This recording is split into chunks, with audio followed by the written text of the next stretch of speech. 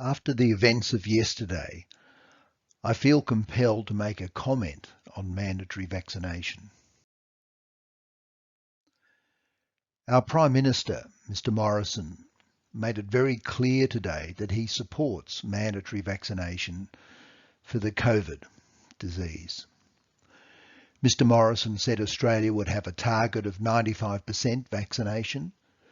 I would expect it to be as mandatory as you could possibly make it, he told Melbourne radio station 3AW.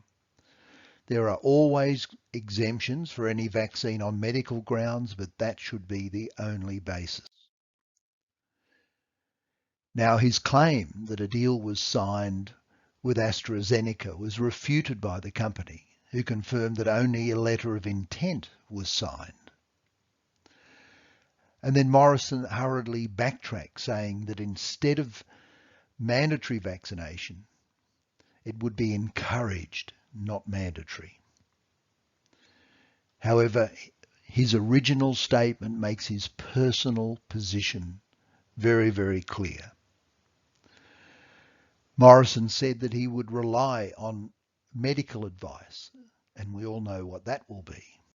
In fact, we had an immediate example of that with Deputy Chief Medical Officer Dr. Coatsworth, who said rules like no jab, no play, which would restrict government payments, could be brought in to ensure more Australians are vaccinated against coronavirus. Or things like not being able to go to restaurants, not being able to travel interstate, not being able to travel internationally, and not being able to catch public transport. He suggested a vaccination certificate like in the olden days. And I pause here to ask you, do you really see where this is going? It's not a century ago where people were required to carry documents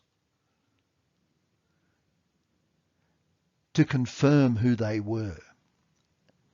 In this case, whether they are vaccinated or not. What is the next suggestion going to be? That instead of carrying documents, people wear a mark on their clothing, or the houses where they live, or the stores that they own, if they don't vaccinate, will be marked.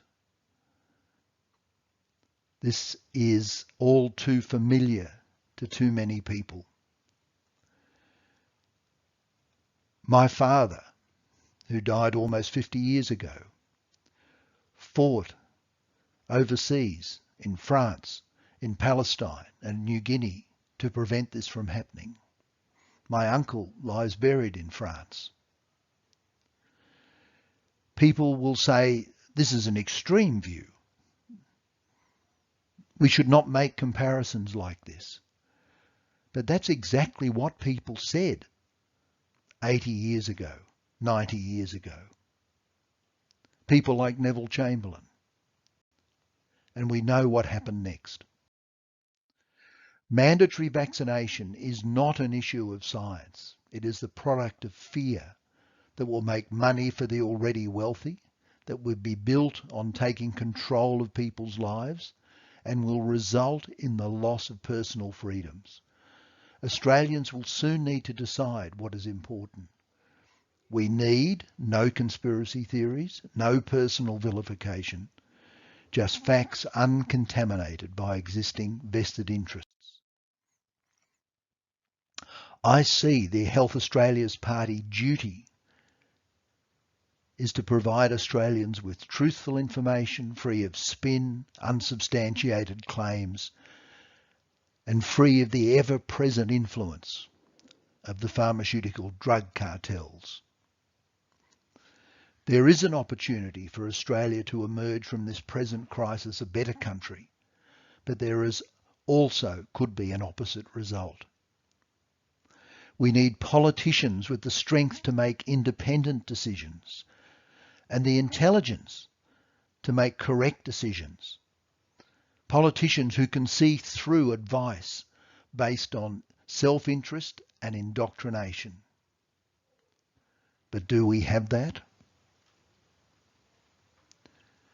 You must make that decision at the next election. Thank you.